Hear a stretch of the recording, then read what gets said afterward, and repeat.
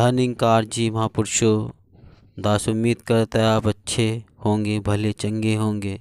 तो महापुरुषों, आज इसी पर चर्चा कि शरीर एक भ्रम है और भ्रम हम जरा टूटता है तो हमें पता चलता है कि हम फिर क्या हैं। तो इसी पर विषय पे आज चर्चा, आपसे वार्तालाप।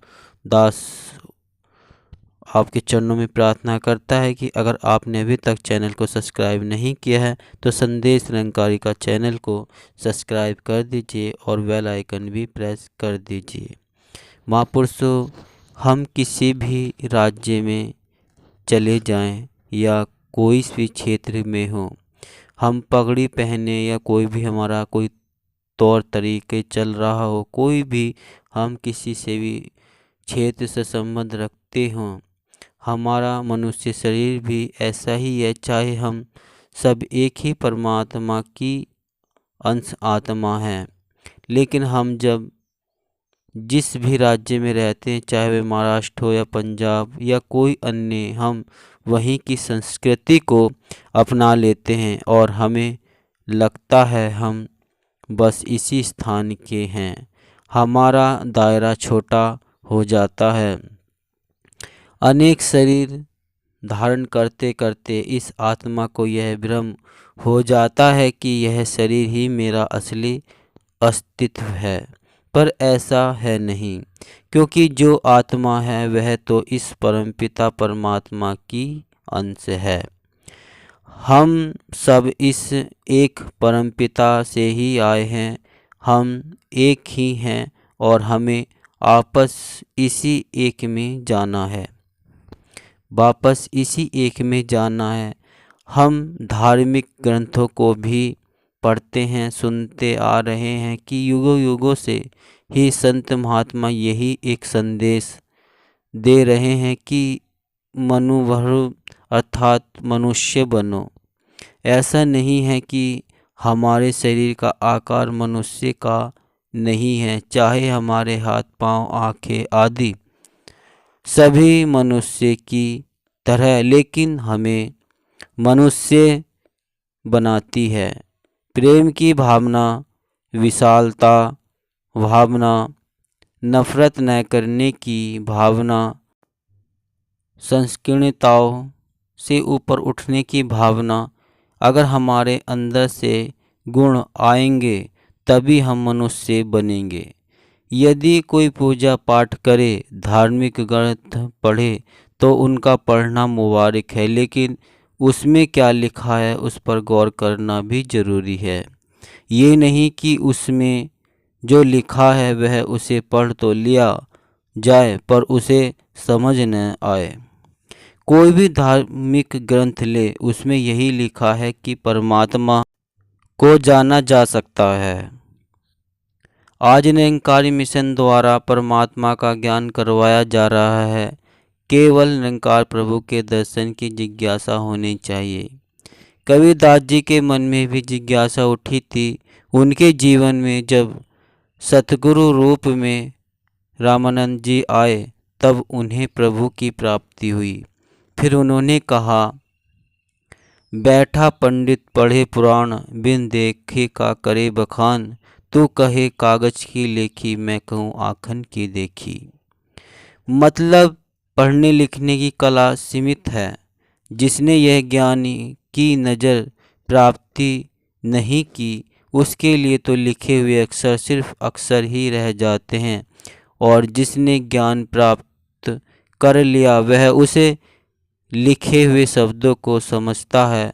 वही बात कि तू कहे कागज की लेखी, मैं कहूँ आँखन की देखी, कि मैंने अपनी आँखों से देखा है, जिसे मैंने महसूस किया है उसी को बयान किया है। अगर कबीरदास जी के जीवन में सतगुरु नहीं आते तो उनका जीवन एक रोशन मीनार न बन पाता, उनको ज्ञान प्राप्ति न होती।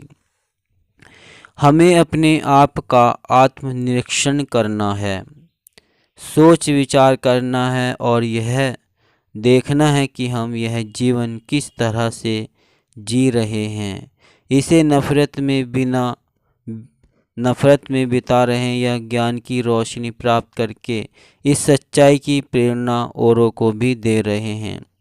महापुरुषों, जब हमें कोई बीमारी होती तो डॉक्टर दवा के साथ साथ परहेज भी बताता है। अब यह हम पर निर्भर करता है कि हम डॉक्टर की बात सुनकर उसे अनसुना कर दें या सचमुच हमने दवाई लेनी है और जो कुछ डॉक्टर ने खाने को मना किया है वह परहेज भी हमने करना है। अगर हम सिर्फ दवाई ही ले रहे हैं लेकिन परहेज नहीं कर रहे हैं तो भी जल्दी आराम नहीं आएगा। दूसरी ओर अगर हम परहेज कर रहे हैं लेकिन दवाई नहीं ले रहे हैं तब भी जल्दी आराम नहीं आएगा। डॉक्टर की दवाई भी ज़रूरी है और जिस चीज़ के लिए मना किया उसे छोड़ना भी ज़रूरी है। इसी तरह हम इस परमात्मा को जान लें और जो चीज़ें मना हैं जैसे क्रोध नहीं करना, अभिमान नहीं करना आदि, जो इंसान को खोखला कर देती है और हमारे पतन का कारण बनती है, उसे भी नहीं करना। हम मनुष्य योनि में आए हैं और यह सबसे श्रेष्ठ मानी गई है क्योंकि इसी योनि में हम परमपिता परमात्मा की जानकारी प्राप्त कर सकते हैं। अन्य जितनी भी योनियां हैं उनमें मनुष्यों की तरह निंदा, भोजन, भोग, भय तो हैं लेकिन चेतनता मनुष्य जैसी नहीं है। मनुष्य का दिमाग उनसे अधिक चेतन है। वैसे तो जानवर भी हमसे श्रेष्ठ हैं क्योंकि न तो वे किसी को धोखा देते हैं और न ही गद्दारी करते हैं।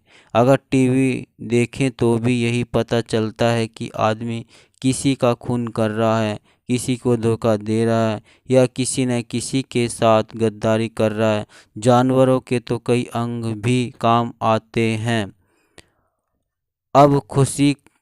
अब हाथी को भी ले लीजिए, मरने के बाद भी उसके दांतों की कीमत है। इसी तरह जानवरों की खाल भी काम आती है। इस लिहाज से तो जानवर ही बेहतर हैं। मनुष्य के शरीर की बहुत ही बड़ी कीमत है जो ग्रंथों शास्त्रों में भी समझाई गई है कि वह तब भी है अगर हम इस शरीर का सदुपयोग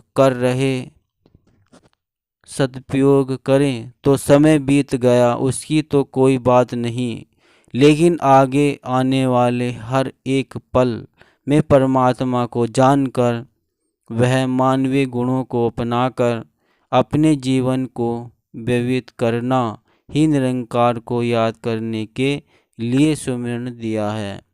तो सुमिरन भी करें, नित्य प्रति सत्संग में भी आए।